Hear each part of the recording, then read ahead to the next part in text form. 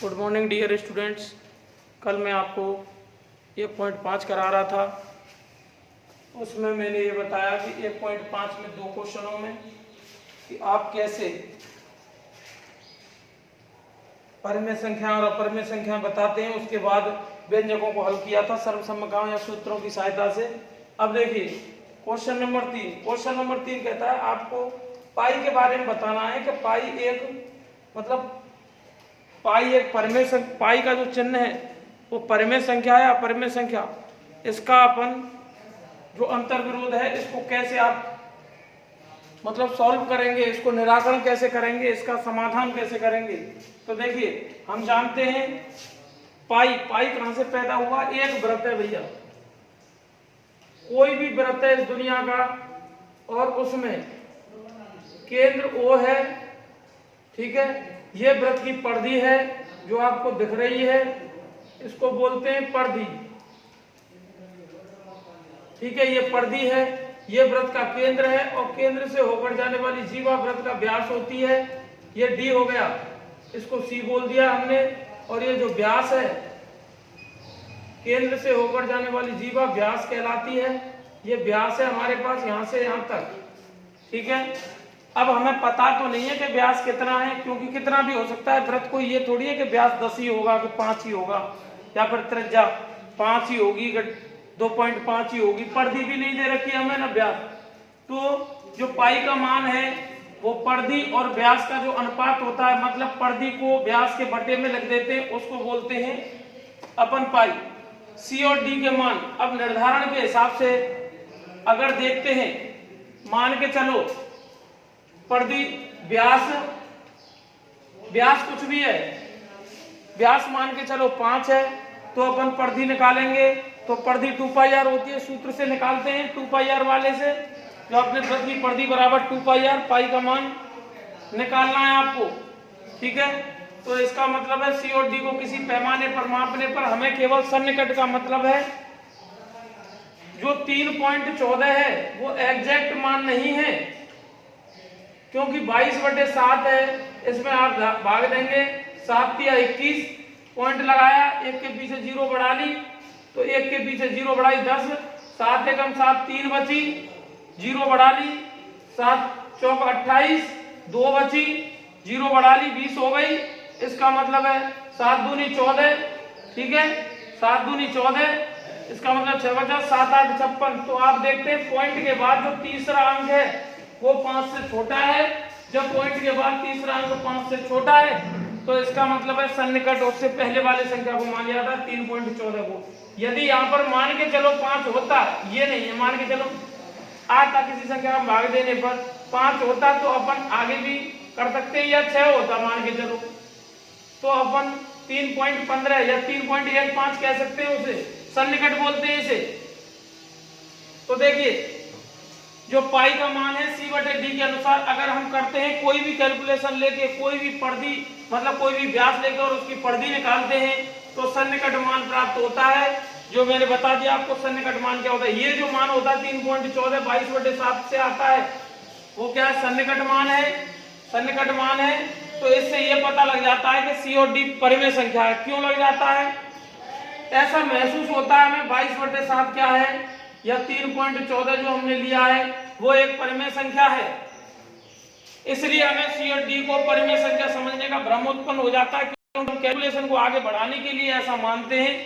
गणितज्ञों ने पाई के 3 मान निर्धारित किए इस दुनिया में। सबसे पहला मान पाई का जो मान होता है वो 22/7, ठीक है, जो अपन क्षेत्रफल और उसमें यूज करते हैं आयतन में, ठीक है। और 3.14 भी रखा, सभी सवालों के लिए अलग अलग। जब क्वेश्चन में देता है कि ये यूज करो तो ये करते हैं, और जब कहता है ये करो तो ये कुछ नहीं कहता है, तो 22/7।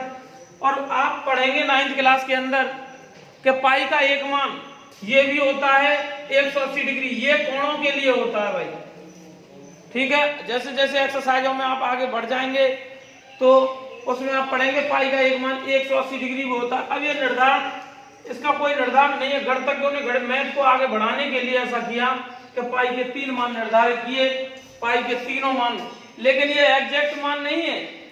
अभी पाई के ऊपर खोज चल रही है कि पाई का मान एग्जैक्ट क्या है। मैथ को आगे बढ़ाने के लिए ऐसा किया गया है। ये पता नहीं लग पाता है कि सी और डी परिमेय संख्या है, इससे भाई मान निर्धारण नहीं है तो अपन कैसे कहते हैं परिमेय है क्या परिमेय है।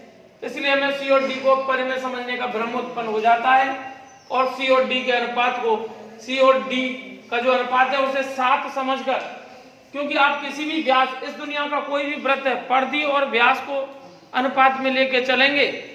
परिधि निकाल लो और उसकी व्यास आपके पास है, परिधि और व्यास का अनुपात लगभग 7 के करीब आ जाता है, ठीक है। और सन्निकट करके 7 के मतलब 7 मान लेते हैं अपन और इसको एक परिमेय संख्या मानने का भ्रम उत्पन्न हो जाता है, जो कि एक अंतर भ्रम है हमारा, हमारे अंदर विरोध है ये, क्योंकि एग्जैक्ट मान नहीं है। अगर 7 एग्जैक्ट मान होता तो फिर परिमेय संख्या है, क्योंकि इस दुनिया की जितनी भी पूर्ण संख्या है वो परिमेय संख्याएं होती हैं, जितनी भी प्राकृत संख्या है वो परिमेय संख्याएं होती हैं। 7 एक प्राकृत संख्या है, इसका मतलब वो परिमेय हो जाती, जिससे अंतर विरोध उत्पन्न हो जाता है 7 को देखकर।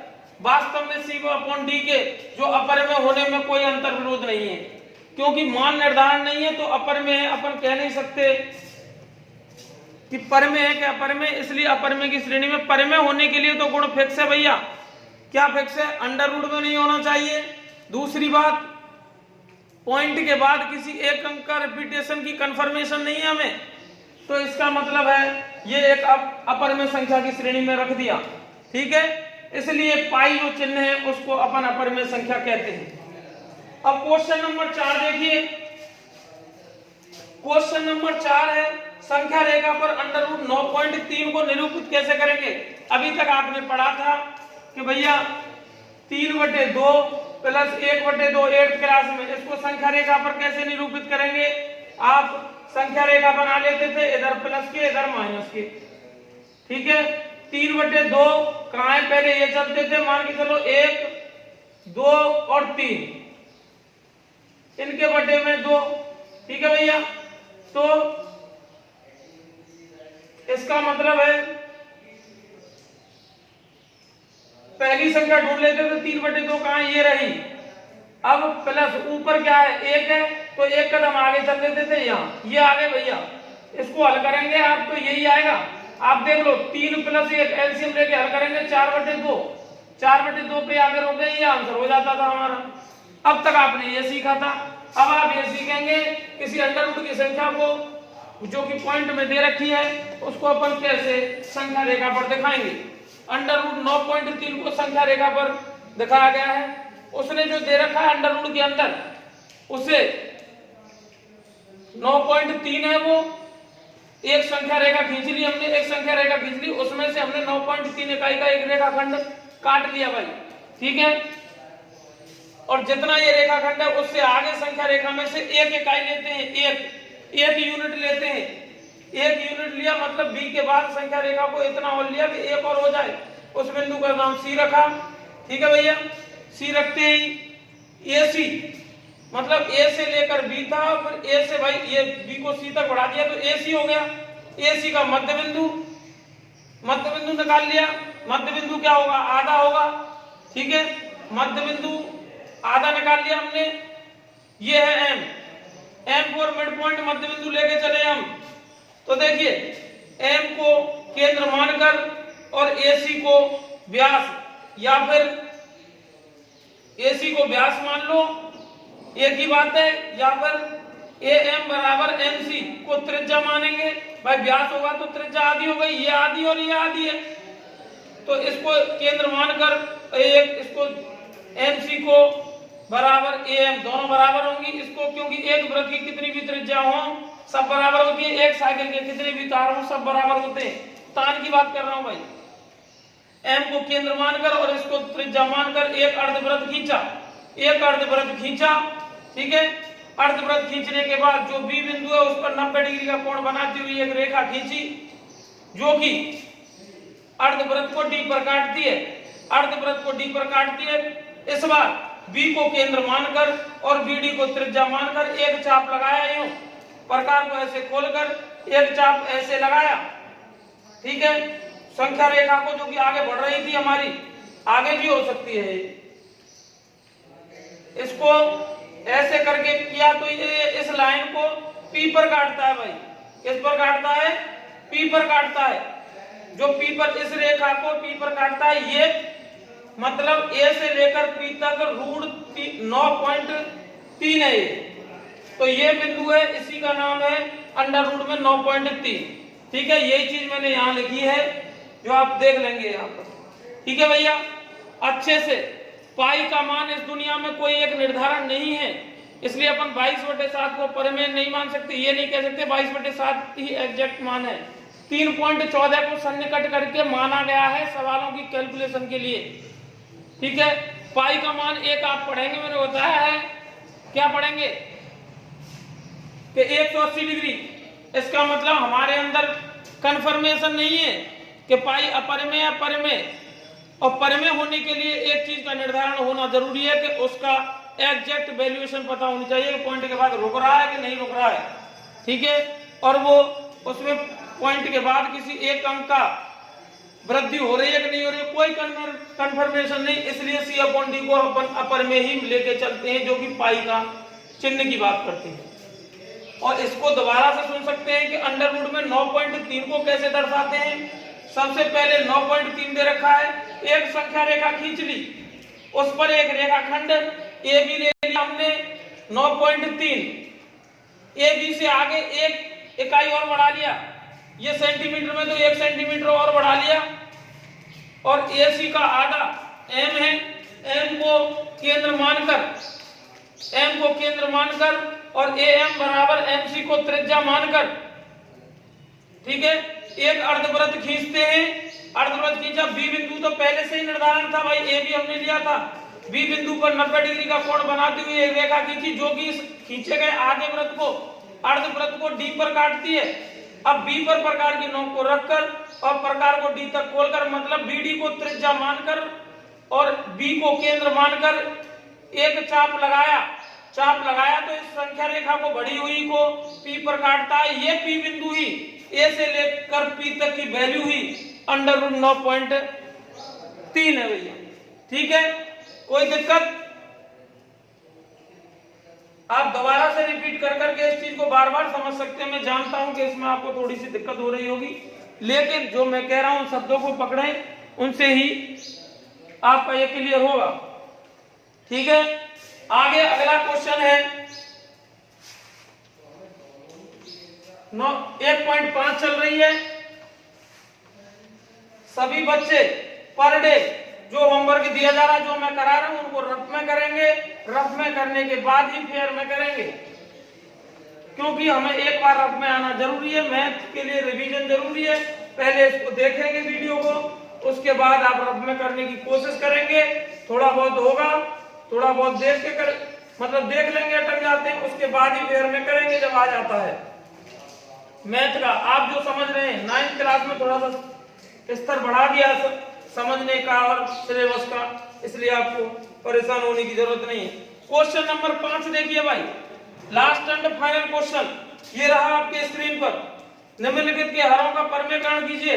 हर का परिमेयकरण क्या होता है? किसी भी परिमेय संख्या में मतलब बटे में दे रखी है कोई संख्या, कोई भी संख्या मान लिया बटे में है, अंश में यदि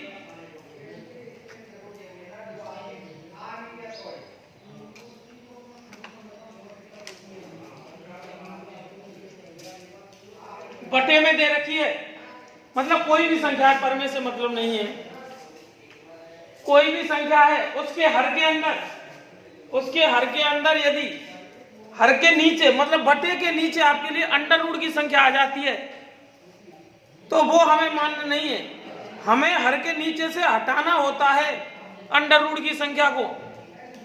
ठीक है, इसी को बोलते हैं हर का परिमेयकरण करना। क्या बोलते हैं? हर का परिमेयकरण करना। ऊपर अंडर रूट की संख्या रहे कोई दिक्कत नहीं है, हमें कोई टेंशन नहीं है, लेकिन हर में मतलब बटे के नीचे अंश में है कोई दिक्कत नहीं है, हर में नहीं होनी चाहिए। है तो आप हटाएंगे, और इस हटाने की प्रक्रिया को ही, संक्रिया को ही, इस मेथड को ही क्या बोलते हैं अपन? हर का परिमेयकरण करना, यही होता है।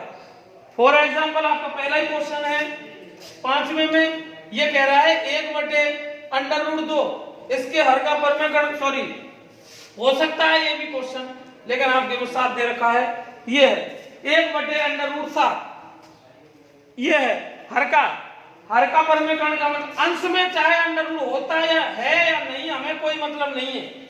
हमारे लिए हर में अंडर का नहीं होना है, मतलब हर में यदि अंडर है तो हमें वो हटाना है, हमारी टेंशन यही है। इसी को बोलते हैं हर का परमेकरण। हर में से अंडर के चिन्ह को हटाते हैं, वही होता है। तो देखिए हर का परमेकरण,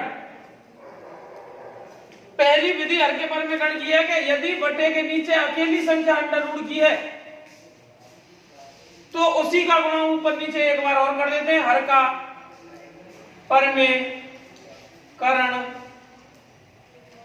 करने पर। तो इसका मतलब है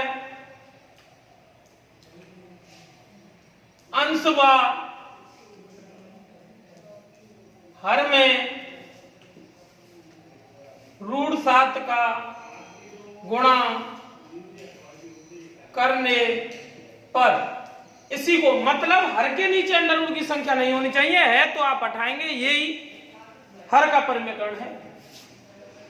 तो 1/√7 तो थी, इसमें अंश ऊपर है, इसमें भी अंडर√7 का गुणा कर दिया, जो नीचे है उसी का करते हैं, उसी को यूं करते उठा के ऊपर और नीचे गुणा कर दिया। ये हो गया भैया हर का परमेकरण। इसको गुणा की कंडीशन होती है तो अंश ऊपर वालों का आपस में गुणा करते हैं और नीचे वालों का √7 × √7 का मतलब होता है √7 का स्क्वायर। 2 है भैया गुणा में, ठीक है, प्लस होता है तो 2√7 हो जाता, लेकिन यहाँ पर गुणा है तो जैसे x गुणा x स्क्वायर होता है, ऐसे √7 × √7 का मतलब है √7 का स्क्वायर। तो √7 बटे स्क्वायर से अंडर खत्म, 7 हो गया बाहर, हो गया हर का परमेकरण। ये है, इसी को बोलते हैं हर का परमेकरण। बटे के नीचे यदि अंडर की संख्या अकेली है अंडर में, तो जो अकेली है रूट समेत उठा के ऊपर नीचे एक बार और गुणा कर दो, उसी को बोलते हैं हर का परमेकरण करना। और नॉर्मल कैलकुलेशन है आप लोगों के लिए। देखिए अब दूसरा मेथड इसमें लगेगा। ये दे रखिए 1 क्वेश्चन नंबर 2 है अंडर√7 माइनस अंडर√6, ये है भैया। अब हर का परमेकरण करने पर, हर का परमेकरण करने पर जब बटे के नीचे, अब तो अकेली संख्या नहीं है अंडर की भाई, जब तो अकेली थी है, लेकिन अब क्या है अंडर√7 के साथ घट रही है अंडर√6। जब बटे के नीचे मतलब हर में एक अंडर की संख्या और एक बिना अंडर की संख्या, या फिर दोनों अंडर की संख्या हो और दोनों के बीच में या तो दोनों अंडर वाली हो या फिर दोनों, मतलब या तो दोनों अंडर वाली हो या एक अंडर वाली हो, एक बिना अंडर वाली हो, बीच में प्लस का या माइनस का चिन्ह है तो उसका उल्टा चिन्ह, मतलब प्लस का दे रखा है तो हम माइनस का लेके चलते हैं और माइनस का है तो हम प्लस का लेके चलते हैं, उसे उठा के चिन्ह चेंज करके बीच का ऊपर नीचे एक बार और गुणा कर देते हैं।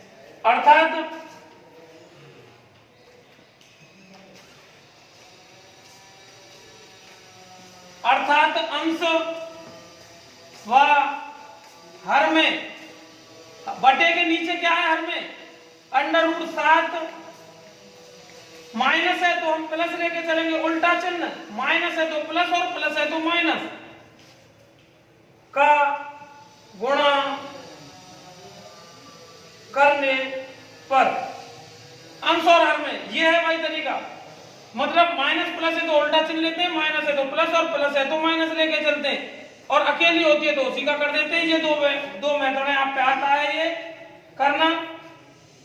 ये तो भाई क्वेश्चन ही है, इसमें ऊपर भी गुणा कर दिया, चिन्ह चेंज कर दिया, बीच का माइनस है तो हमने प्लस कर दिया, अगर प्लस होता तो हम माइनस कर देते, लेकिन यहाँ माइनस है तो हमने प्लस कर दिया, ठीक है, ऊपर भी कर दिया और नीचे भी कर दिया। यही प्रोग्राम करते ही कैलकुलेशन आगे बढ़ गई भैया। हम जानते हैं कि ऊपर बीच में गुणा का चिन्ह है तो ऊपर का ऊपर गुणा करते हैं, एक का गुणा इनसे करेंगे तो यही आएगा। इसका मतलब है अंडर√7 प्लस √6 बटे नीचे वाले देखिए, आपको दिख रहा हो तो ये कुछ ऐसे दिख रहा है, रूट 7 के साथ एक बार तो रूट 6 घट रहा है और रूट से बीच में गुणा का चिन्ह है। चाहो तो आप कोष्टक दिखा सकते हो, कोई दिक्कत नहीं है उससे, कोष्टक का मतलब भी गुणा ही होता है। एक बार तो रूट 7 के साथ रूट 6 घट रहा है और दूसरे कोष्टक में क्या है, जुड़ रहा है। तो एक बार घटता है और एक बार जुड़ता है, दोनों दो कोष्टक गुणा में है और किसी एक को आगे वाले में जुड़ जाए या घट जाए तो पीछे यहाँ जुड़ेगा तो यहाँ घटेगा और यहाँ घटेगा तो यहाँ जुड़ेगा।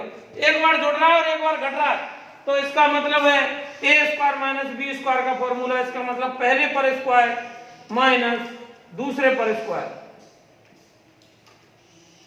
क्या पोजीशन लग गई यहाँ, क्योंकि ए माइनस बी और ए प्लस बी की पोजीशन लग गई, ये होती है ए स्क्वायर माइनस बी स्क्वायर की फॉर्मूला लग रही है नीचे हर में।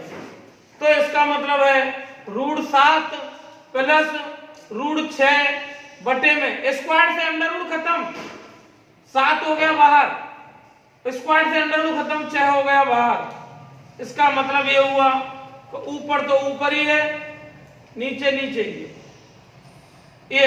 एक को दिखाना जरूरी नहीं है, बटे में एक तो इस दुनिया की हर संख्या के साथ मिलता है भाई। अब हर के नीचे नहीं होना चाहिए, तभी तो उसका नाम हर का परिमेकरण करना है।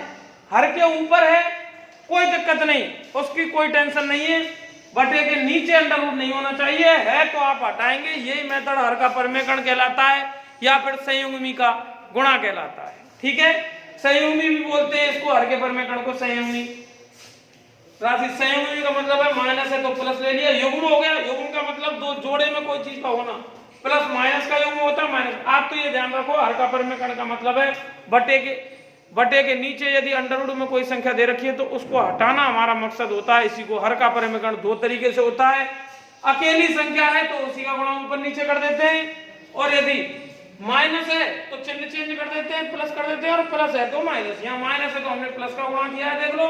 यदि यहाँ प्लस होता है तो हम माइनस का करते। अगला देखिए, तीसरा उदाहरणों से भी आप समझ सकते हैं बुक में जो उदाहरण दे रखे हैं। ये दे रखा है अंडर रूट में 5 माइनस रूट में 2। हर का परिमेकरण करने पर ये तो ऐसा ही क्वेश्चन है, आप पढ़ सकते हैं इसको भाई। ठीक है, मैं अगला करा रहा हूं। संख्या ही तो चेंज हो गई है, पोजीशन एक जैसी है, प्लस है, सॉरी उसी को कराता हूं।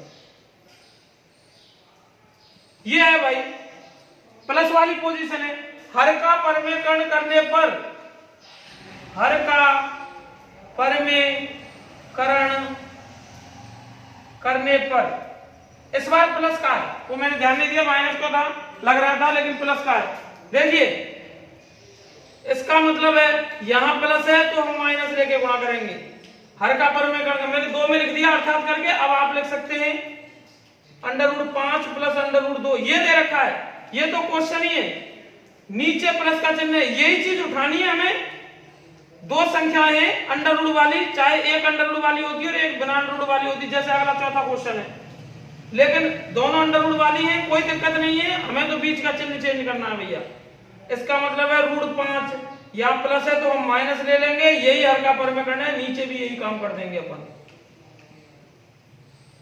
ऊपर वालों का इससे गुणा कर दिया तो अंडर रूट में 5 माइनस रूट में 2 बटे में एक बार घट रहा है, सॉरी एक बार जुड़ रहा है और फिर दूसरे में घट रहा है। इसका मतलब है पोजीशन a माइनस बी और a प्लस बी क्या है, a प्लस बी है a माइनस बी की बात देखिए, वो पहले जुड़ जा चाहे बाद में घट जा, पहले घट जा चाहे बाद में जुड़ जा, है तो दोनों कोष्टक गुणा में, ऐसा होता है।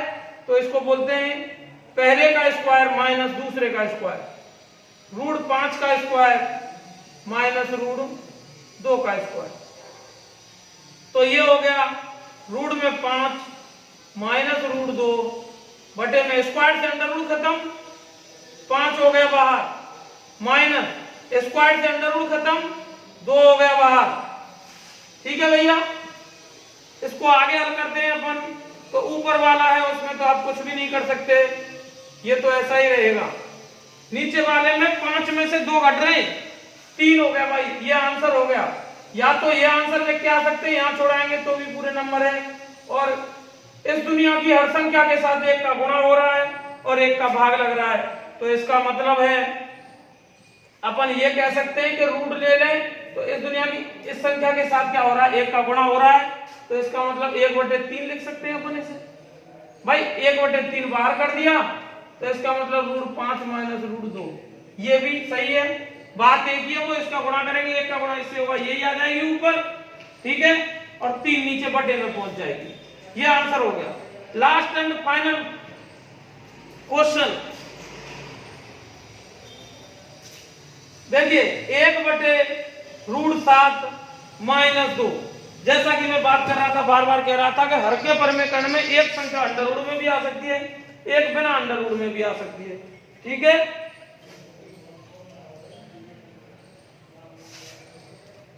इसका मतलब है 1/, हर का परिमेकरण कर लिख देंगे, हर का परिमेकरण करने पर, हर का परिमेकरण किया तो इसका मतलब है नीचे दे रखा है √7 माइनस 2 दे रखा है, तो देख कोई दिक्कत नहीं है, एक अंडर रूट में तो है, एक है तो करते ही हमें तो अंडर रूट का, चाहे दोनों में है तो भी, मतलब हमें ये नहीं देखनी, एक में है दिख रहा है अंडर रूट, नीचे हर का परिमेकरण कर दो, इसका मतलब है √7, जो चिन्ह है उसका उल्टा चिन्ह +2। ये बिना अंडर रूट वाली है तो हम भी बिना अंडर रूट वाली लेंगे, अंडर रूट वाली होती दोनों तो दोनों को लेते, एक अंडर रूट वाली एक बिना अंडर रूट वाली, तो बिना अंडर रूट वाली लेंगे एक को, एक को अंडर रूट वाली, लेकिन चिन्ह माइनस है तो प्लस ले लिया हमने, ऊपर नीचे गुणा कर दिया, ऊपर का गुणा करेंगे तो यही आएगा भैया,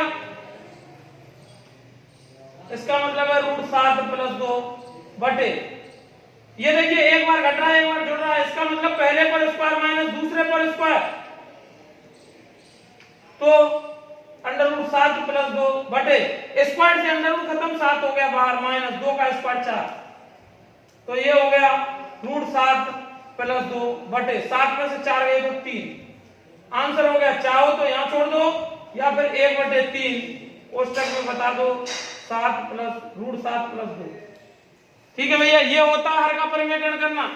ये चीज आपको 10th के बहुत सारे सवालों में करनी पड़ेगी, जब आप 10th में आएंगे, 9th में भी बहुत सारी चीजें, कभी भी आंसर को बटे के, कभी भी आंसर में बटे के नीचे यदि कोई ऐसे आता है आंसर 1/√2, ये आंसर नहीं हो सकता।